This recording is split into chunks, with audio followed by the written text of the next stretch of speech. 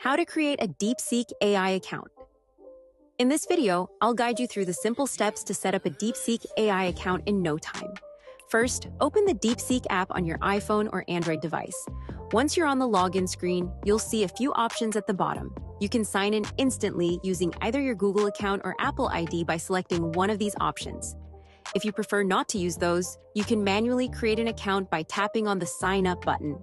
Next, you'll be asked to enter either a phone number or an email address, depending on your region. I'll go ahead and use my email. After that, you'll need to create a password for your new DeepSeek account. Once you've entered your details, the app will send a verification code to your email or phone. To confirm your identity, you'll need to complete a quick puzzle to prove you're not a robot.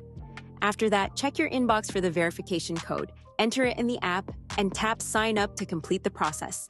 That's it. You're now logged into your DeepSeek AI account and can start using it, just like you would with ChatGPT or Gemini. If you found this tutorial helpful, don't forget to like the video. It really helps me out. Also, subscribe. Thanks.